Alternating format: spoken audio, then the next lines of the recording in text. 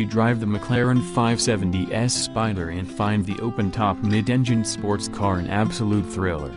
Verdict: like the McLaren 570S Coupe, the Spider is a stunning performance car that adds another dimension to the thrilling driving experience with its open-air ability. It's a mid-engined masterpiece that evolves like few other sports cars on sale, yet it doesn't suffer dynamically as a convertible. It's incredibly rapid, communicative and trustworthy, while comfort, refinement and relative practicality mean you could use it more frequently than you might think. McLaren is on the roll. In the short 7-year period the British brand has been in business, McLaren Automotive, the road car division, was only founded in 2010 and is separate from the Formula One team. It has blossomed, achieving success, well, relatively so for a sports car and supercar manufacturer. It sold a record 3,286 cars last year, up from 1,654 units in 2015, as McLaren notched up its fourth consecutive year of profitability. This incredible growth from nowhere has been underpinned by McLaren's Sports Series models. The 570S Spider is the fourth variant in this group of cars, sitting alongside the entry-level 540C, the 570S Coupe and the 570 GT. The Spider was actually designed alongside the Coupe in 2012, a process that was made possible by its construction. First, the details. McLaren's monocell 2 carbon fiber chassis needs no additional strengthening in the transformation from 570S Coupe to Spider, weighs just 75 kilograms and is 25% stiffer than an equivalent aluminium chassis. The mid-mounted 3.8-liter twin-turbo V8 kicks out an identical 562 bhp and 600 Nm to its 570 badged siblings.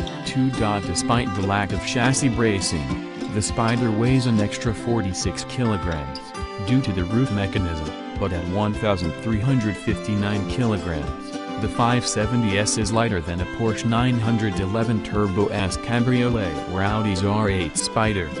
The Spider's 3.2-second 0 to 62 miles per hour time is identical to the Coupe's, and the drop top is 1/10 of a second slower from 0 to 124 miles per hour. A top speed of 204 miles per hour is identical to the Coupe's with the roof up, although you're capped to 196 miles per hour with the top down.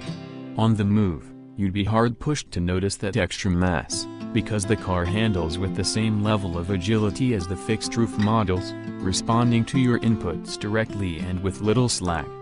The beauty of the McLaren is it feels more organic to drive than something like the R8 Spider, which doesn't offer as much feedback.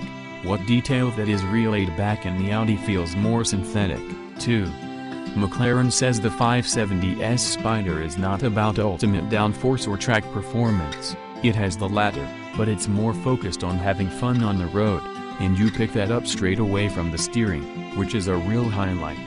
It's electro-hydraulically assisted because McLaren believes this is the best system to involve the driver, and it's hard to argue against given how much detail is delivered through the narrow-diameter wheel rim.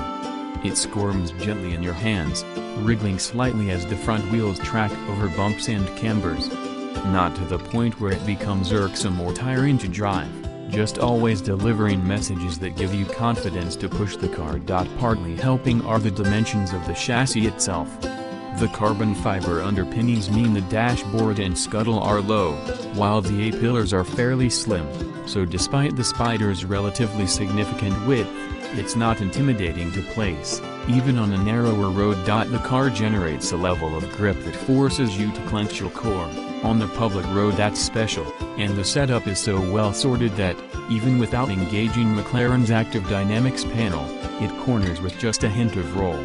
The rigid carbon tub provides a stable platform for the race car-style double wishbone suspension to do its thing, allowing the dampers to envelop bumps and bends without skittling the car off your chosen line. The brakes need more pressure than you might imagine to slow the car, but the solid feel to the front end allows you to lean on the standard carbon ceramic discs and bury the McLaren's front tires into a corner unbelievably hard. And this all in its default driving mode. Pressing the little button marked Active on the center console unlocks a level of user-configurable settings for the chassis and powertrain, with 3 modes selectable independently for each, ranging from normal to sport and track. Flick both the bespoke metal dials to sport and things get a notch more serious, with roll controlled more tautly as the Spider takes on a greater focus. Track is an evolution of this. Whereas normal mode allows fluid vertical movement, moving over surface ripples and imperfections with remarkable tranquility for a low-slung sports car using conventional springs, dampers and roll bars, Track communicates more readily the performance potential on offer. It's indicated not least by the 10-inch digital dash's display morphing from a conventional imitation analog dial to a bar of shift lights above a big gear indicator.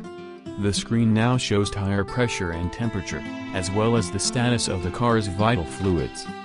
There's a lot less compliance in the dampers in this track setting, and they limit body movement more fiercely. Hit a sudden depression and the car's absorbent edge is replaced by a solidity to the suspension, sometimes sending a clog through the structure. But it's actually never overly harsh, because even in this firmer mode there's a refined edge to the way the suspension works, rounding off what little movement there is with finesse. Normal mode should be all you need for anything other than a circuit, but even in the stiffer settings and with the roof open, the 570S Spider doesn't feel wobbly.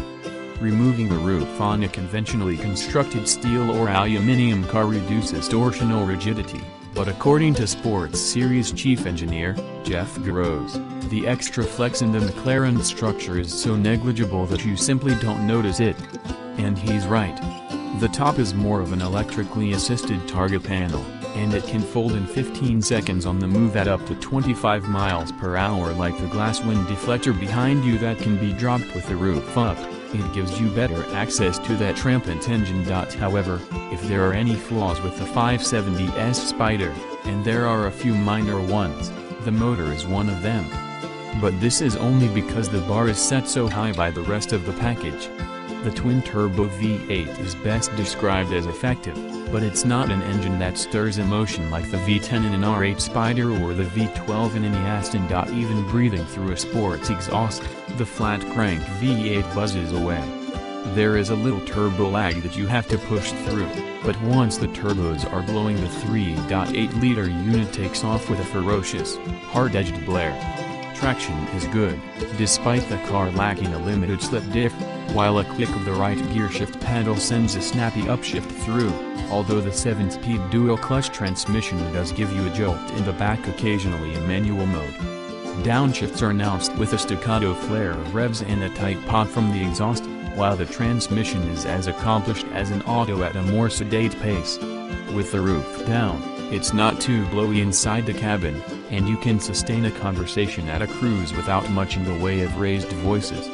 With it up, there's only a little more wind rush from around the door seals, so refinement is pretty much on par with the coupe.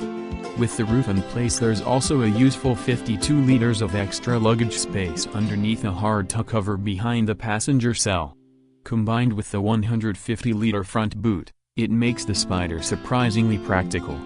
However, like every 570 variant, the 7-inch portrait touchscreen iris infotainment system isn't the most user-friendly interface, which is at odds with what the rest of the car delivers. The carbon tubs, wasted sills and dihedral doors mean entry and exit isn't too bad for a showy sports car, and access is made even easier when the roof is off. Forward visibility is great, it's civilized inside, and there's no compromise dynamically or when it comes to refinement. A hydraulic nose lifter means speed bumps aren't even a concern around town. The controls are delicate, perfectly weighted and nicely matched. Throw in the 570 switchgear, digital dash and luxuriously trimmed interior, and the Spider looks well worth its hefty £164,750 price tag. That's a lot of money, and you can hike the price significantly from there with all manner of options and bespoke touches. But the core of the car is what delivers a unique driving experience at this price. The 570S Spider opens you up to so much more than just the atmosphere.